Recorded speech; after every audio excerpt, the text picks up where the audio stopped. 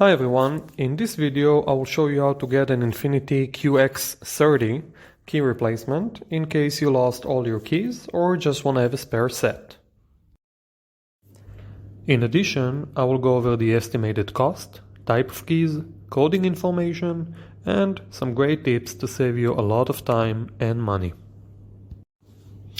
Of course, if you need any help, you can contact us 24/7 and we will connect you with a locksmith near you.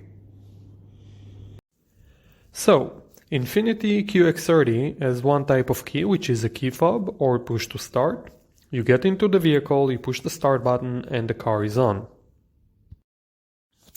For 2017, 18 and 19, we have a key fob with part number 285E3 5D like dog, 3 B like boy, which needs to be coded on site with a special machine. Now it's time for tip number 1. There are many different key fobs and transponder keys that looks exactly the same. However, they have a different chip value inside them, and if you get the wrong key, you get the wrong chip. Wrong chip, and you will not be able to start the vehicle. So always remember to provide the locksmith or dealer either the exact year, make and model of your car, or the VIN number and the type of key you had. For example, 2018 Infiniti QX30 push to start or key fob. Now let's go over Infiniti QX30 key replacement cost. You have 3 options to get a key replacement and the price varies, depending on where you get the new key. First, get a key online and then have a locksmith or dealer cut and program it for you. Second, call an automotive locksmith who can come and make you a key and code it on site. And third, tow the car to the dealer. Online, you can get it for about $80, and including cutting and coding the key fob, you should pay total about $320.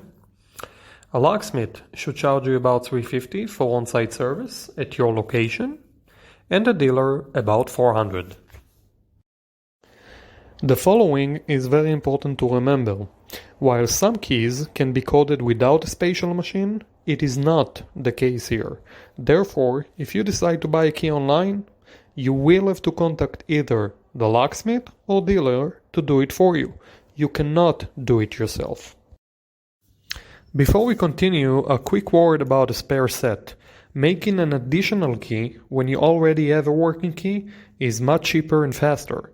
Therefore, we highly recommend getting 2 keys in case you lose all your keys, as the second key should cost less than half. Now, some tips to save you a lot of time and money. First, call a few locksmiths. Get a few quotes. This is very important, as some locksmiths are very busy on a given day and some aren't. Use it for your advantage. Second, try to call a few companies, even if they are not located right next to your location. Most locksmiths offer a mobile service, sometimes up to 30-mile radius. So even though the business address might be far from you, they might be helping the customer right next to you.